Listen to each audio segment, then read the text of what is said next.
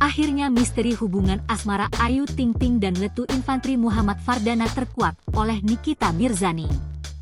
Menurut Nikita Mirzani, Ayu Ting Ting sudah putus dengan Letu Muhammad Fardana. Pantas Letu Muhammad Fardana sebelumnya menghapus semua foto pertunangan dengan Ayu Ting Ting di Instagramnya.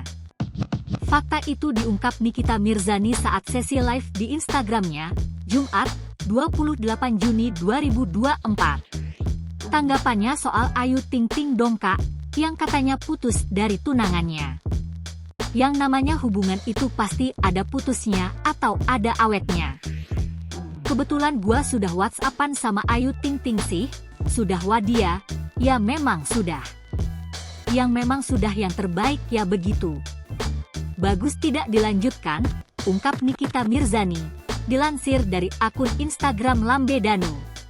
Sebagai sahabat, Nikita Mirzani menilai bahwa pemicu hubungan Ayu Ting Ting kandas bukan berasal dari sang pedangdut. Yang jelas bukan salahnya Ayu Ting Ting, titik.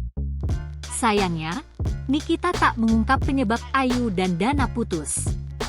Sesi live itu sempat terputus saat Nikita hendak memperingatkan netizen. Sebelumnya, pihak Ayu sekeluarga memilih bungkam atas kabar putus itu. Sebelumnya, kabar putus ini mulai mencuat setelah Fardana baru-baru ini tidak lagi memperlihatkan potret mesranya bersama Ayu Ting Ting di media sosial. Pria yang berprofesi sebagai anggota TNI itu diduga mengarsipkan atau menghapus semua foto bersama Ayu. Akun Instagram Dana kini hanya menyisakan 21 foto saja. Kebanyakan potret yang diunggah memamerkan aktivitasnya kala mengabdi kepada negara. Meski menghilangkan foto Ayu, Dana masih mengikuti akun Instagram miliknya. Ayu Ting Ting sendiri pamer sikap janggal saat Letu Fardana mengunggah quotes misterius. Kejanggalan lain juga terkuak kala Letu Fardana tak mengucapi selamat ulang tahun buat Ayu pada 20 Juni lalu.